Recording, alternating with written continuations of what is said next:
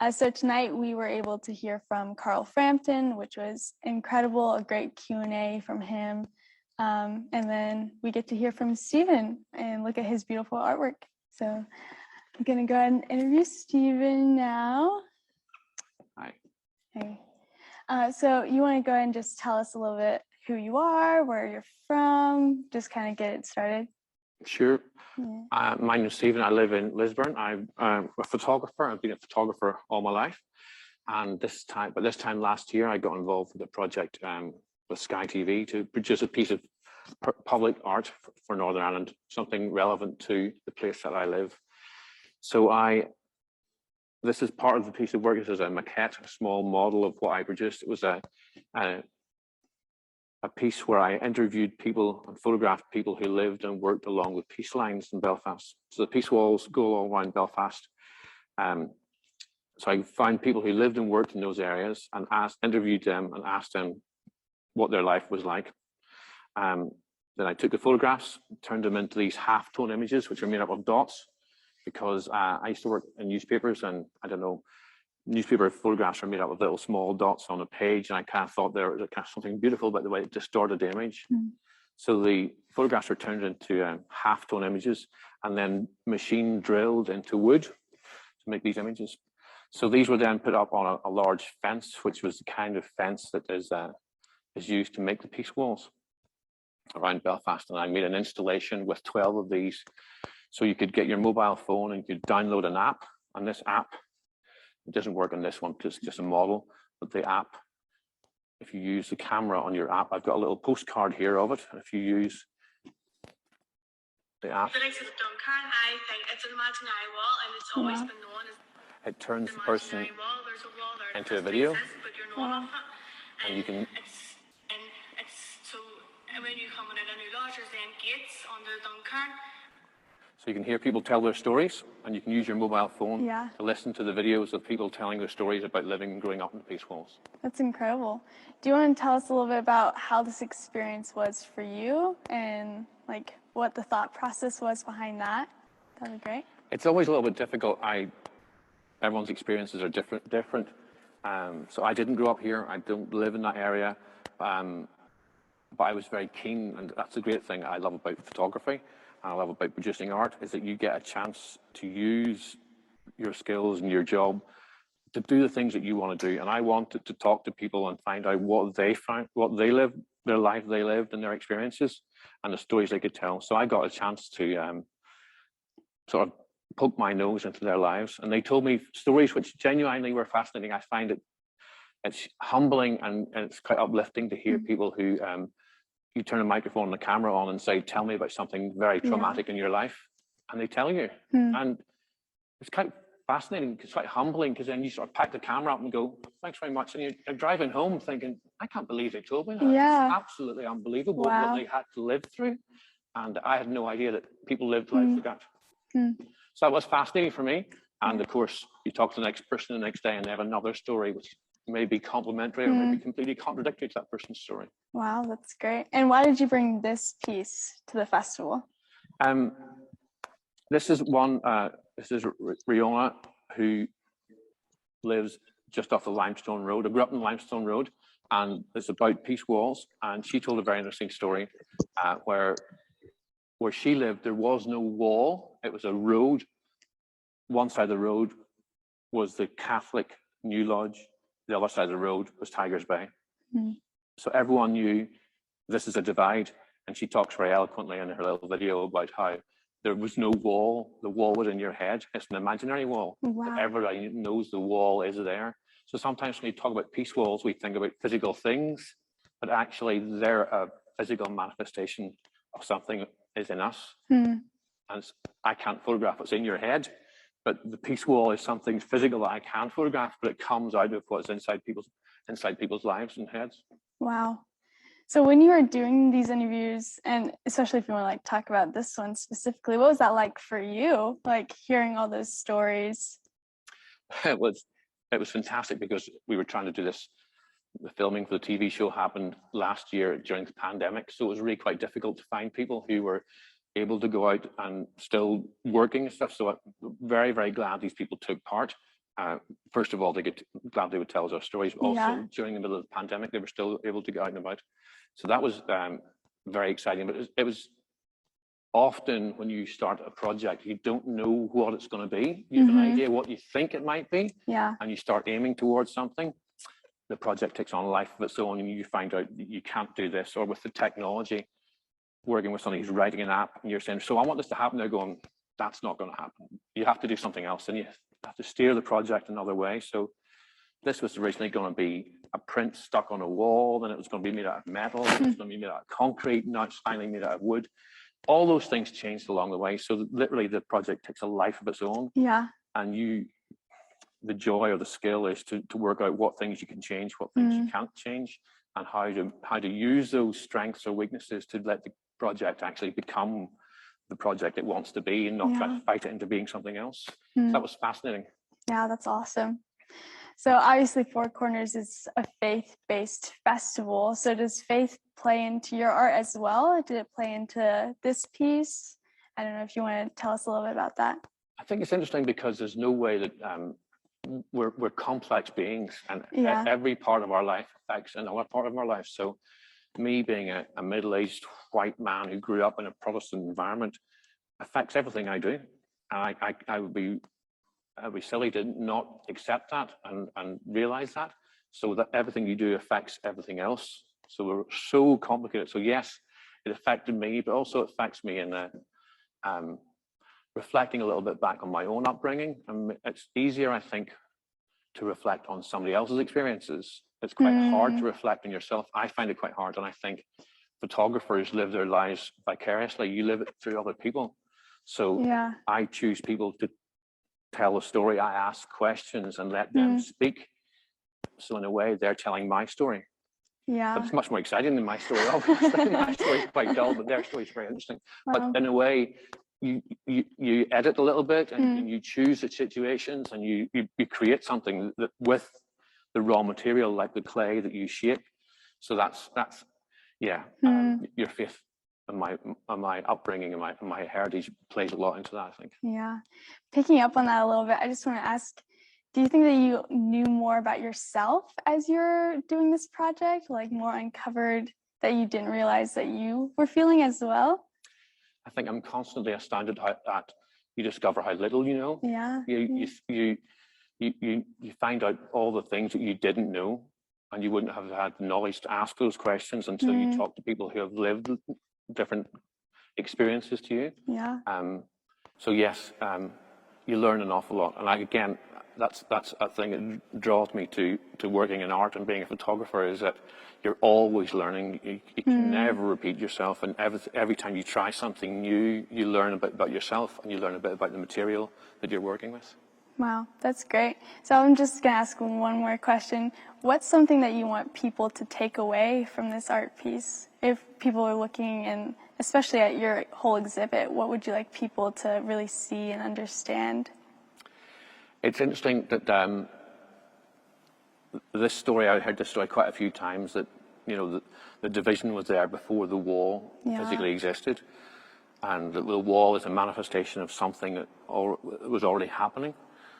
But for me, I deliberately put in the exhibition some stories beside each other where people would tell seemingly contradictory stories. One woman who lived in a certain area of Belfast said, "Oh, it's great now. The 70s were awful. You couldn't leave the front door without riots and police and army and bombs, and it's so much better now since the Good Friday Agreement." Next person in the picture beside says, "Oh, it was great back in the 70s. We were all friends, and I went to this Catholic area, and I had Protestant friends, and see now, it's terrible because of Facebook and problems they have on Facebook and kids rioting because of Facebook." So seemingly very contradictory stories from two people who lived in adjacent streets, both of them true, and both of them their lived experience. So I took away an awful lot from that, thinking there's no simple answer, but also the more you find out, the more engaged you become, and people have fascinating stories, and each one of them had something that they could tell that was their story. That's great. Thank you so much. Thank you. So now I'd like to invite all of our viewers, if you want to go to the chat and just say something about how this artwork moved you tonight, that would be great. And then I'll read off some of the responses too. And if you want to look as well, you're more than welcome to. Thank you.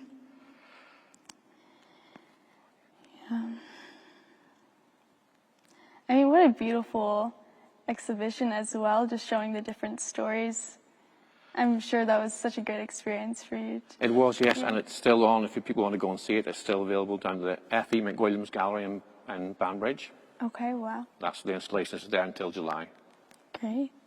The power of personal stories.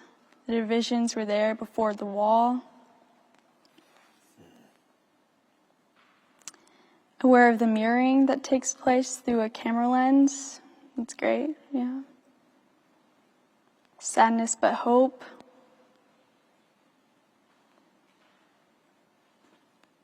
What are the invisible walls? That's such a great question.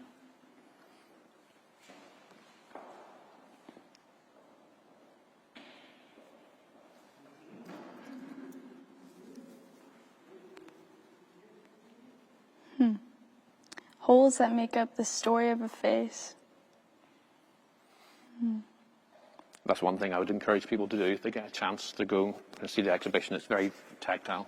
Yeah. And up close, and often people say, when you're standing relatively close, it's just a pattern of holes, and you have to get back a certain distance away before it becomes a face. I'm sure online it probably looks like a face, but when you're standing this close, you can't make it out as a face. It's just dots, so there's a certain engagement. If you're too close, you can't see it. You have to get a little bit of distance before you can actually make out what it is. Wow. Which is kind of a metaphor, I think. Yeah, absolutely.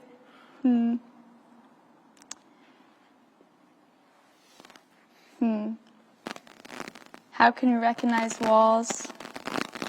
That's great. So, Stephen, thank you so much for joining, and thank you for answering my questions as well.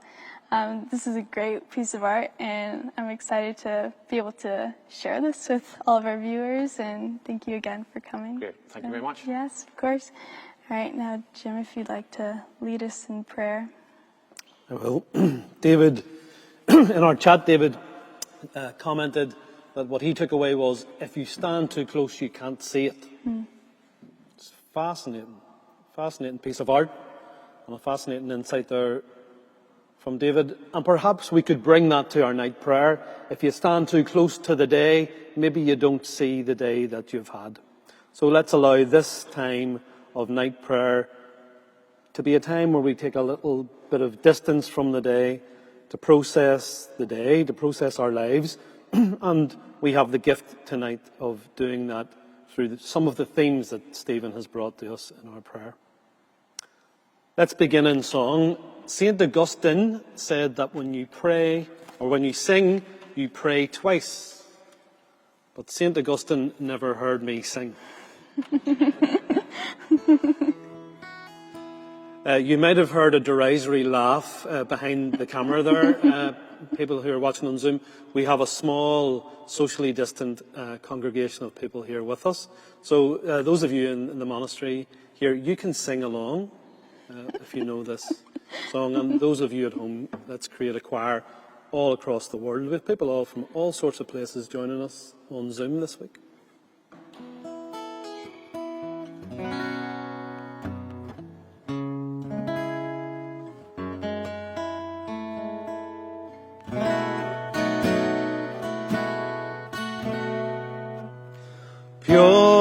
Purify my heart, let me be as gold and precious silver. Purify my heart, let me be as gold, pure gold, refiner's fire. My heart's one desire is to be holy, set apart for you, Lord. I choose to be holy, set apart for you, my Master. I'm ready to do your will.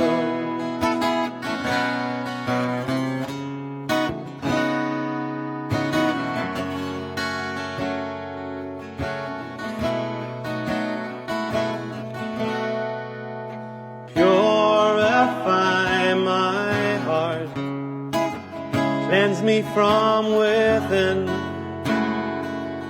and make me holy. Purify my heart, cleanse me from my sin. Deep within, refiner's fire. My heart's one desire is to be holy, set apart for you, Lord. I choose to be holy, set apart for you, my Master. I'm ready to do your, I'm ready to do your, I'm ready to do your will.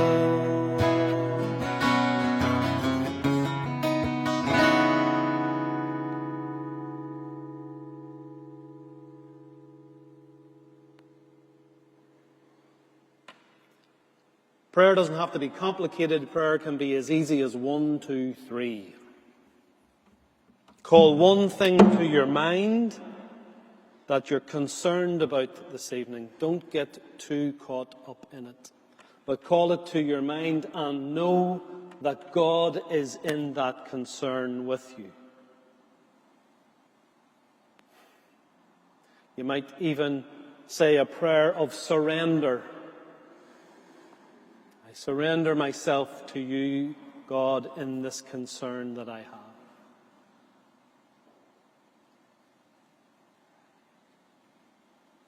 Two, call two things to your mind that have made you smile recently. And do get caught up in that again and smile again. Maybe the joke you shouldn't have laughed at. The beauty that you saw in the world around you. The good news that you got today.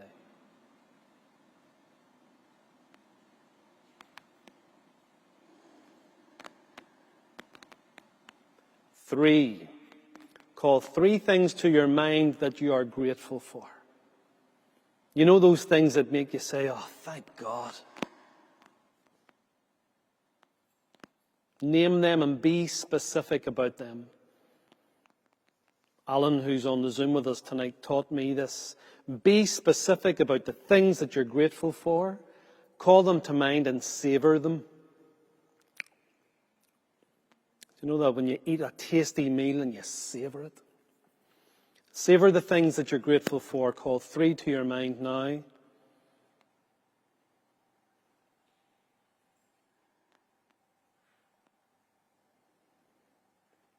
And allow your gratitude to go from you and go to God. And use whatever words that you want around that.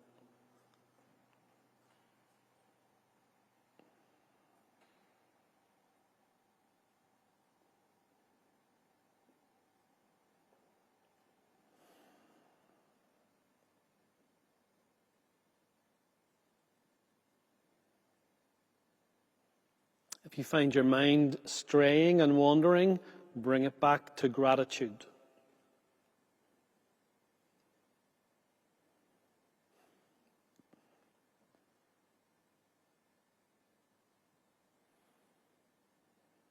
So you are now sitting in the attitude of gratitude.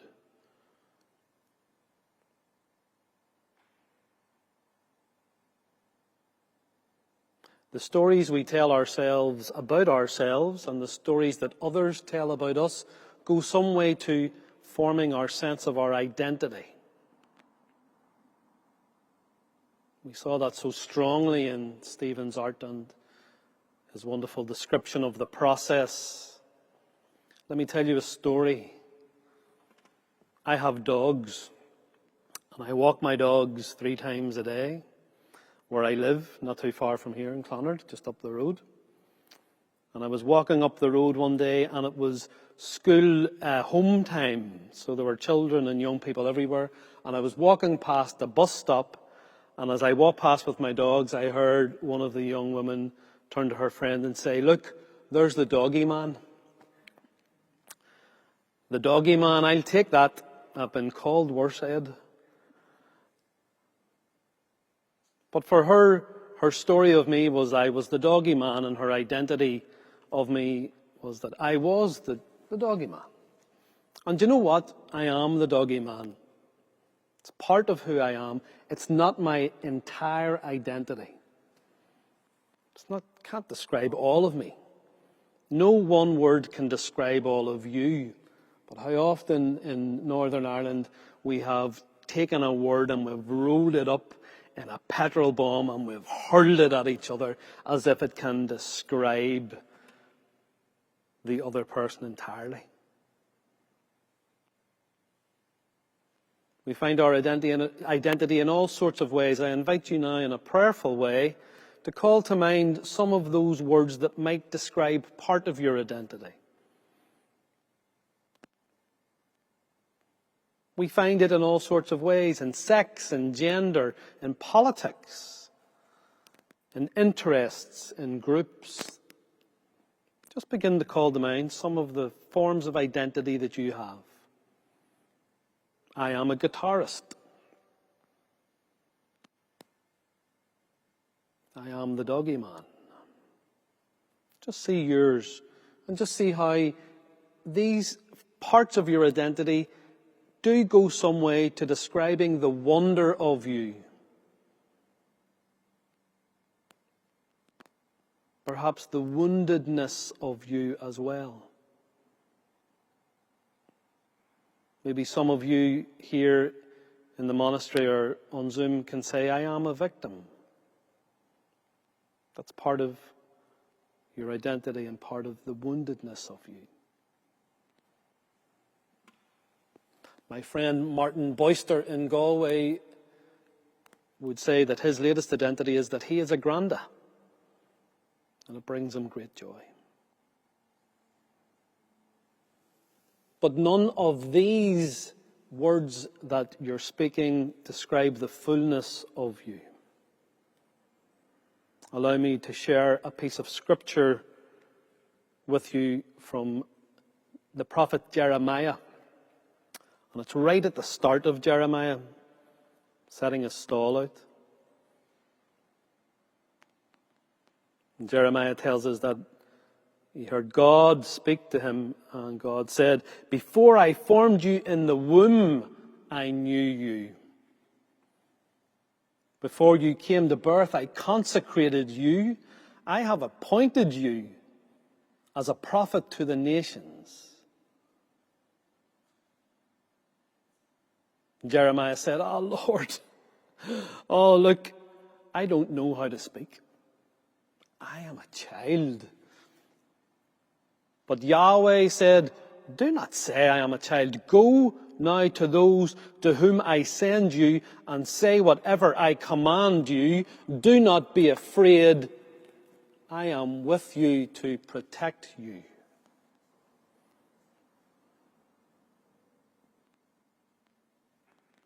Deeper than all of those words that you could use to describe yourself.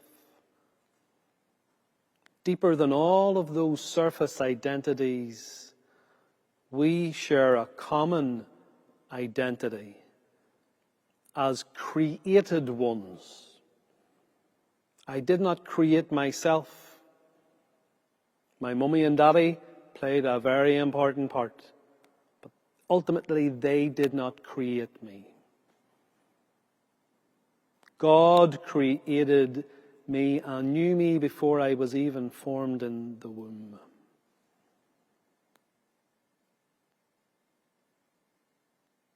I invite you to grasp that identity tonight and to bask in the love of God that comes with that identity.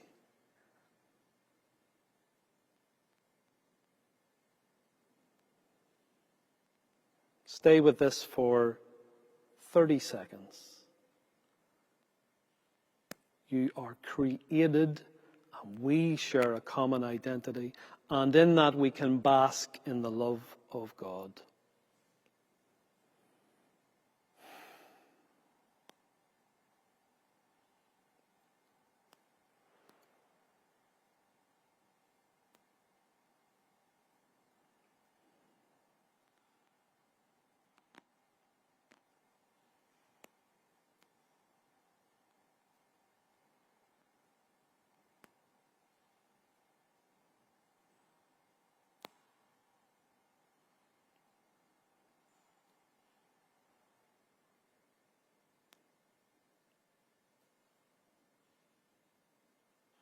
This common identity is the common ground we stand on. But we don't just have a common identity. In that identity, we have a common mission. God said, "Go to those to whom I send you and say what I tell you." Let us pray tonight that God might continue to reveal in our lives the mission that God sets for us. A mission for common good. So for 30 seconds, I invite you to pray, asking God to continue to reveal the mission of your life.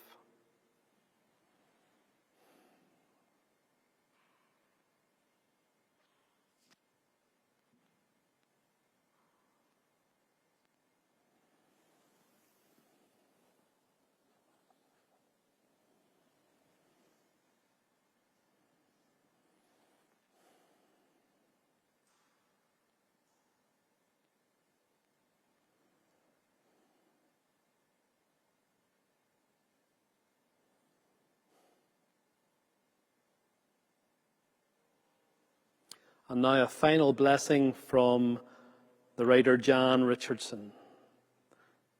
David Campton put this one my way today, and I'm so glad he did. It's called A Blessing in the Chaos. To all that is chaotic in you, let there come silence. Let what distracts us cease. Let what divides us cease. Let there come an end to what diminishes and demeans, and let depart all that keeps us in its cage. Let there be an opening into the quiet that lies beneath the chaos, where we find the peace we did not think possible, and see what shimmers within the storm.